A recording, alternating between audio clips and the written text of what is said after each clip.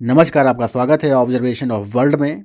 United nation ने officially Bharat को राणा अयूब नाम की जर्नलिस्ट को प्रोटेक्शन देने को कहा है। यूनाइटेड नेशन के जिनेवा ऑफिस से ट्वीट किया गया जिसमें कहा गया कि लगातार ऑनलाइन अटैक्स किए जा रहे हैं राणा अयूब पर।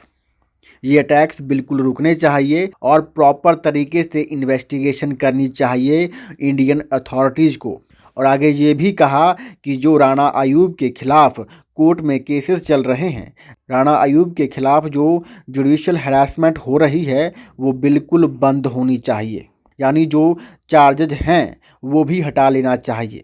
और ये सब कहा है यूएन के एक्सपर्ट्स ने। अब ये एक्सपर्ट्स हैं कौन? ये तफ्तीश चल ही रही थी कि यूएन ह्यूमन राइट्स काउंसिल ने ट्वीट किया कि यूएन ह्यूमन राइट काउंसिल के इंडिपेंडेंट एक्सपर्ट्स ने इंडिया के लिए स्टेटमेंट इशू किया है जो कि राणा अयूब को लेकर है। अब ये इंडिपेंडेंट एक्सपर्ट्स हैं कौन? पहली हैं आयरीन खान। इनका पूरा नाम आयरीन जुबाइदा खान है, बाय बर्थ बांग्लादेशी हैं। और दूसरी हैं मैरी लालौर, और ये मूलतः आयरलैंड के निवासी हैं। अब ये राणा अयूब कौन है, इनके ऊपर चार्जेस क्या हैं और राणा अयूब को लेकर यूएन इतना कंसर्न क्यों है, ये सब जानेंगे। पर इसके जवाब में इंडियन गवर्नमेंट ने स्ट्रांगली रिएक्ट किया और एकदम सीधा जवाब दिया है। राणा अयूब कानून के ऊपर नहीं है और यूएन जो कह रहा है कि राणा अयूब के ऊपर झूठे मुकदमे चल रहे हैं वो बेबुनियाद हैं। खैर, अब हमारे जहां भारत में कानून कैसे चलेगा ये यूएन डिसाइड करेगा। आप सोचिए कैसे यूएन इंडियन गवर्नमेंट को डायरेक्शन दे रहा है। ये बहुत ही आश्चर्यजनक है कि यूएन भारत की जुडिशरी को भी कंट्रोल करने की कोशिश कर रहा है। अब बात कर लेते हैं राणा अयूब की। राणा अयूब एक भारतीय पत्रकार हैं और इनका कंट्रोवर्सी से चोली दामन का रिश्ता है। राणा अयूब अपने ट्वीट्स के कारण काफ़ी विवादों में रहती हैं। वॉशिंगटन पोस्ट के लिए काफ़ी बार कॉलम्स भी लिखती हैं। अगर भारत की बात की जाए तो राणा अयूब शुरू से ही बीजेपी की आलोचक रही हैं, अर्थात बीजेपी जब पावर में नहीं थी तब भी भाजपा को घेरती थी। रिसेंटली कर्नाटक के हिजाब विवाद पर इनके एक ट्वीट पर बवाल मच गया था। राणा अयूब ने सैफरन शॉल पहने स्टूडेंट्स को टेररिस्ट कह दिया था। इस ट्वीट के कारण इनके ऊपर कंप्लेन भी फाइल की गई है।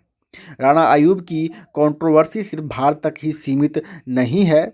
2 महीने पहले राणा अयूब ने सऊदी अरेबिया के मिलिट्री को टारगेट किया तो इस ट्वीट पर भी इंटरनेशनली कंट्रोवर्सी स्टार्ट हो गई थी। खैर, अब बात कर लेते हैं असल मुद्दे की।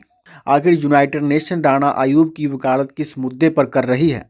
तो बात यह है कि राणा अयूब के ऊपर करप्शन स्कैंडल के चार्जेज लगे हैं। इनके ऊपर आरोप लगे हैं कि जो पैसे चंदे के रूप में लोगों से इकट्ठा किया गया उसका इन्होंने पर्सनल यूज कर दिया। इसको लेकर ईडी ने कार्रवाई की और राणा अयूब को लेकर एक प्रॉपर इन्वेस्टिगेशन चल रही है। इन्वेस्टिगेशन में ये भी सामने आया कि जो पैसे यानी चंदा इनके अकाउंट में आए थे वो इन्होंने चुपचाप अपने भाई बहन के अकाउंट में ट्रांसफ़र कर दिए। यानी इस फंडिंग की प्रॉपर तरीके से इन्वेस्टिगेशन हुई भी नहीं। इससे पहले ही वॉशिंगटन पोस्ट और यूनाइटेड नेशन कह रहा है कि ये जो चार्जेज हैं और ये जो इन्वेस्टिगेशन हो रही है ये बिल्कुल बंद होनी चाहिए। अब आप ज़रा सोचिए, ईडी के संदर्भ में मामला आया, चार्जेज लगे।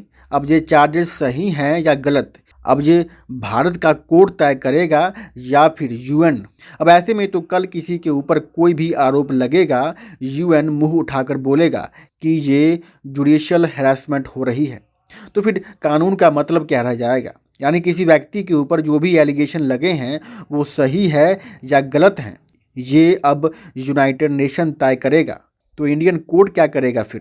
तो इसलिए इंडियन गवर्नमेंट ने डिसाइड किया कि इस इशू के ऊपर एक प्रॉपर डेलीगेशन भेजकर बैठकर बात करेंगे कि इनको गलत क्या लग रहा है। खैर, इस मुद्दे पर आपकी क्या राय है? कमेंट सेक्शन में लिखें। धन्यवाद।